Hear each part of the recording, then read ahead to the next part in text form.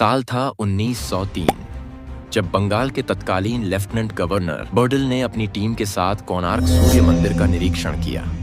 यह कोई साधारण दौरा नहीं था। उनके इस निरीक्षण के दौरान मंदिर में उन्होंने कुछ ऐसा देखा जिसने उन्हें मंदिर के सभी द्वार बंद करने और गर्भगृह को रेत व बालू से भरवाने का निर्णय लेने पर मजबूर कर दिया। आज 123 साल बीत जाने के बाद भी यह मंदिर एक गहरा रहस्य अपने भीतर छुपाए हुए है। पर सवाल ये है, ऐसा क्या था मंदिर के भीतर जिससे अंग्रेज अफसर भी डर गए? और सबसे बड़ी बात, 800 साल पहले जब ना सीमेंट था ना कोई आधुनिक तकनीक, तब आखिर इस चमत्कारी मंदिर का निर्माण कैसे हुआ? इस मंदिर की बनावट में ऐसी तकनीकों का प्रयोग किया गया जो आज भी आधुनिक इंजीनियरों को हैरान कर देती हैं। उदाहरण के तौर पर यहां एक एयर लॉक सिस्टम मौजूद था जो पूरी संरचना को स्थिर बनाए रखता था।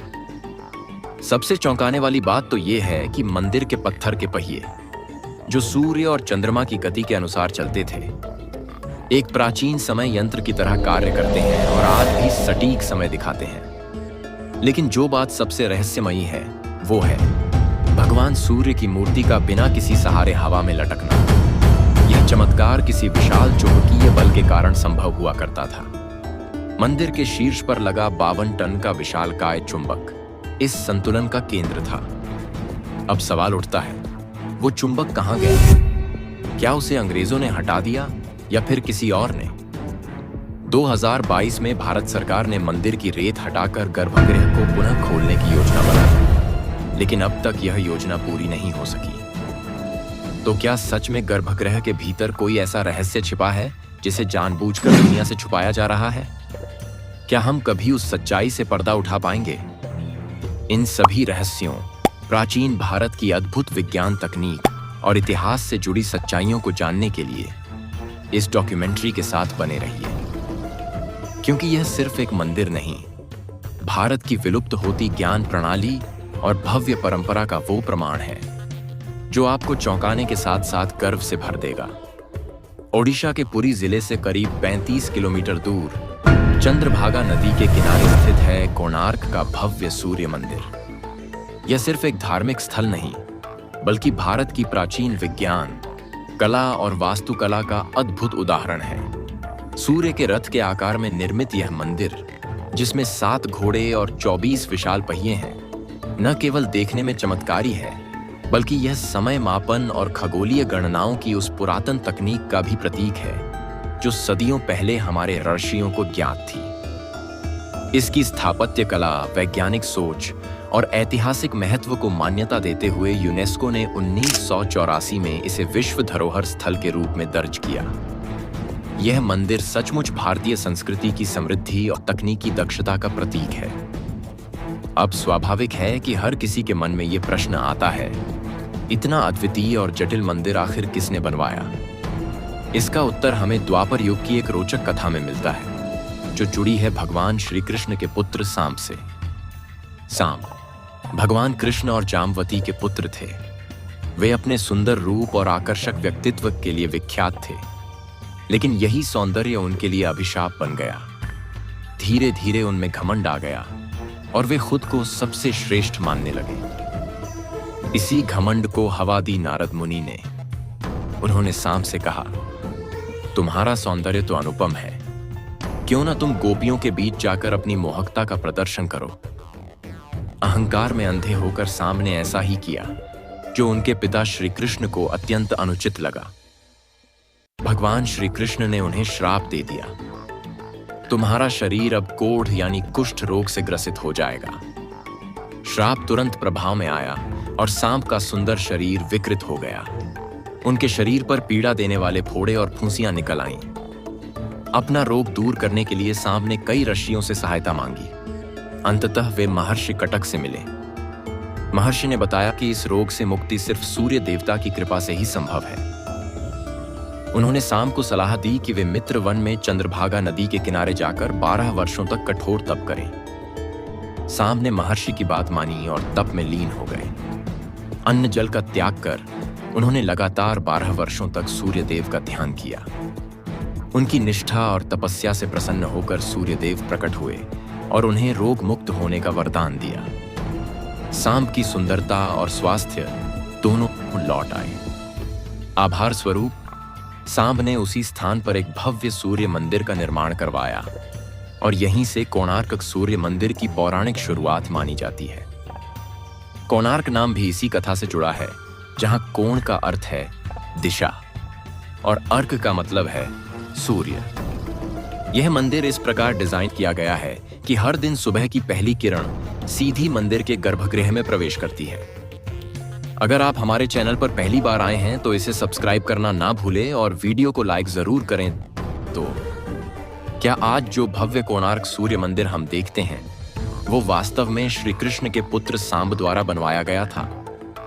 नहीं दोस्तों, यह एक लोकप्रिय मान्यता जरूर है, लेकिन ऐतिहासिक प्रमाण इसके विपरीत कहानी कहते हैं। इतिहासकारों के अनुसार आज का जो कोणार्क सूर्य मंदिर हमें दिखाई देता है उसका निर्माण चौथी बार हुआ है और यह सबसे प्रसिद्ध निर्माण 13वीं शताब्दी में गंग वंश के प्रतापी राजा नरसिंह देव प्रथम के समय हुआ था।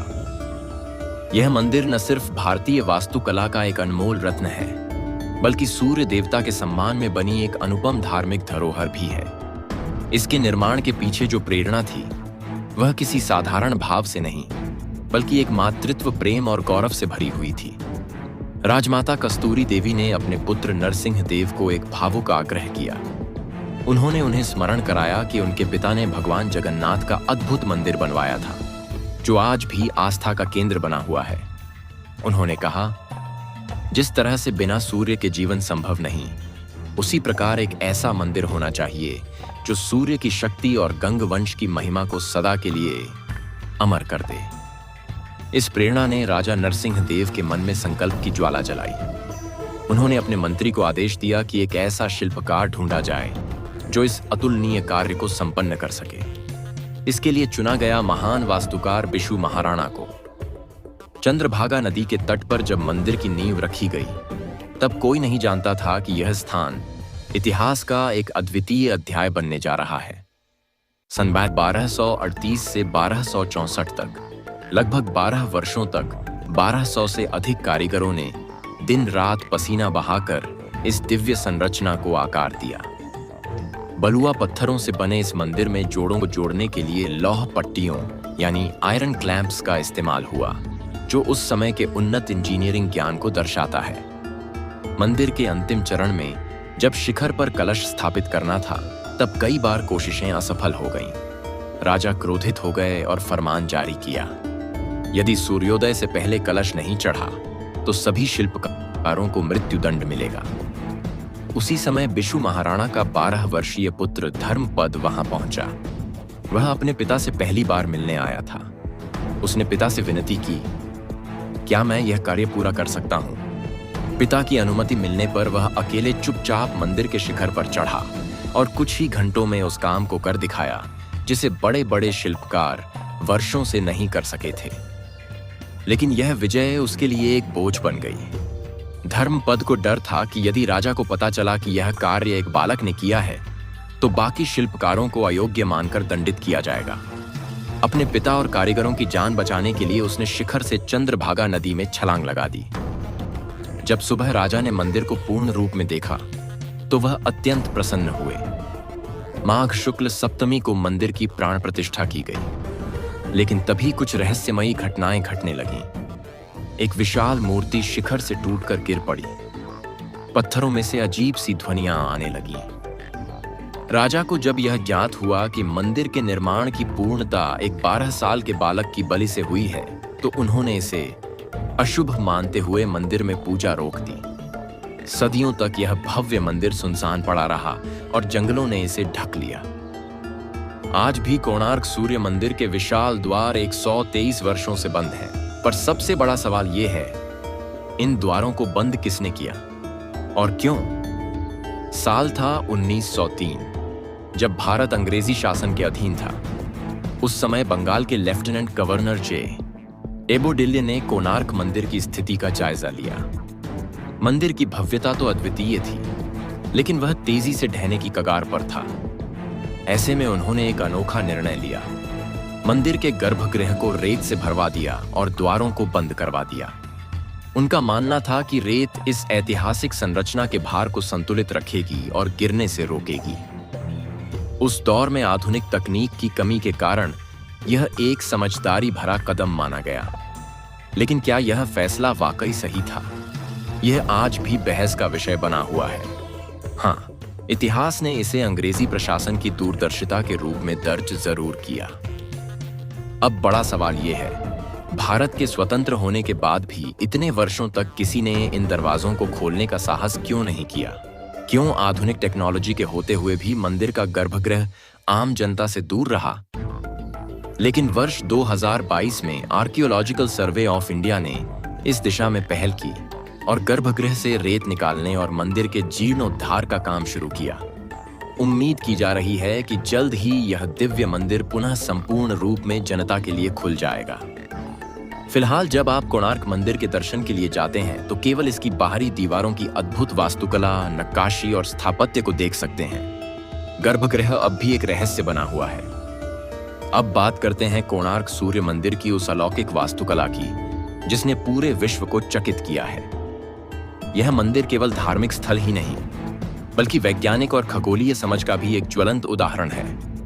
इस मंदिर का रहस्यमयी हिस्सा था 52 टन का विशाल चुंबकीय पत्थर जो मंदिर की संपूर्ण संरचना को संतुलन देता था। ऐसा कहा जाता है कि मंदिर के गर्भगृह में स्थित सूर्य देव की अष्टधातु की मूर्ति इसी चुंबकीय प्रभाव से हवा में तैरती प्रतीत होती थी। इसके अलावा मंदिर के बाहरी भाग में स्थित विशाल पहिए जो सूर्य देव के रथ का प्रतीक हैं, एक अद्भुत सूर्य घड़ी की तरह काम करते हैं। हर पहिए में 8 तीलियां हैं और उनके बीच का अंतर 3 घंटे का समय दर्शाता है। पूरी तरह से जोड़ें तो ये 24 घंटे का समय चक्र बनाते हैं। अब एक सवाल आपके लिए, क्या आप जानते हैं कि कोणार्क के अलावा भारत में और भी सूर्य मंदिर हैं? अगर हाँ, तो नीचे कमेंट में उसका नाम और विशेषता जरूर साझा करें। आपका ज्ञान औरों के लिए प्रेरणा बन सकता है। अब लौटते हैं उस रहस्य पर जो इस मंदिर की सबसे चौंकाने वाली बातें हैं। कोणार्क मंदिर को सूर्य देवता के विशाल रथ के रूप में डिजाइन किया गया था। यह रथ 7 घोड़ों द्वारा खींचा गया है जो न सिर्फ सप्ताह के 7 दिनों का प्रतिनिधित्व करते हैं बल्कि इंद्रधनुष के 7 रंगों का भी प्रतीक माने जाते हैं। अब यह हैरान कर देने वाली बात है, न्यूटन ने 1666 में बताया था कि सूर्य की रोशनी वास्तव में 7 रंगों से मिलकर बनी होती है। लेकिन कोणार्क मंदिर तो उससे करीब 400 साल पहले ही बन चुका था। तो क्या प्राचीन भारतीयों को पहले से इस रहस्य की जानकारी थी? इतिहास की किताबें इस बारे में बहुत कुछ नहीं कहती, लेकिन यह तथ्य आधुनिक विज्ञान को भी चुनौती देता है। मंदिर के शिखर पर जो चुंबकीय पत्थर था उसकी शक्ति इतनी जबरदस्त थी कि वह समुद्री जहाजों के कंपास को प्रभावित करता था। यही कारण था कि पुर्तगाली नाविकों ने इसे ब्लैक पैगोडा नाम दिया और कहा जाता है कि उन्होंने अपने नेविगेशन को सुरक्षित करने के लिए उस चुंबक को उखाड़ लिया। परिणाम स्वरूप मंदिर की संरचना कमजोर हो गई और धीरे धीरे खंडहर में बदलती चली गई। इतिहास में एक और महत्वपूर्ण मोड़ आया 1568 के आसपास, जब बंगाल सल्तनत के सेनापति काला पहाड़ ने ओडिशा के कई मंदिरों पर हमला किया। कहा जाता है कि कोणार्क, पुरी जैसे प्रसिद्ध मंदिर उनके क्रोध का शिकार बने। काला पहाड़ कभी एक ब्राह्मण थे, लेकिन प्रेम के कारण धर्म बदल बैठे और बाद में भारतीय संस्कृति के विरोधी बन गए। अगर आप कामाख्या देवी मंदिर या ज्योतिर्लिंग के बारे में विस्तार से जानना चाहते हैं तो उनकी डॉक्यूमेंट्री की लिंक डिस्क्रिप्शन में है, एक बार जरूर देखें। कुछ शुरुआती इतिहासकारों का मत था कि यह मंदिर कभी पूरा नहीं बन पाया और निर्माण के दौरान ही गिर गया। लेकिन 1384 ईस्वी के नरसिंह चतुर्थ से संबंधित ताम्रपत्र शिलालेख यह साबित करते हैं कि मंदिर पूर्ण रूप से तैयार हुआ था और वहां नियमित पूजा भी होती थी। अगर आज के आधुनिक मंदिरों को देखें तो वे श्रद्धा के साथ साथ व्यापारिक गतिविधियों के केंद्र भी बन गए हैं। देवताओं की मूर्तियां दर्शन के अनुकूल रखी जाती हैं और हर मूर्ति के पास एक दान पात्र होता है। परंतु कोणार्क सूर्य मंदिर जैसे प्राचीन मंदिर केवल पूजन के लिए नहीं बल्कि ज्ञान और शिक्षा के केंद्र थे। इन्हें विश्वविद्यालय, म्यूजियम या वैदिक प्रयोगशाला की तरह डिजाइन किया गया था, जहां हर धर्म और समुदाय के लोग आकर कुछ न कुछ सीख सकते थे। तो दोस्तों, यह थी कोणार्क सूर्य मंदिर की रोमांचक गाथा, एक ऐसा मंदिर जो भारत के प्राचीन वास्तुशिल्प, विज्ञान और आध्यात्मिक समृद्धि का अद्भुत उदाहरण है।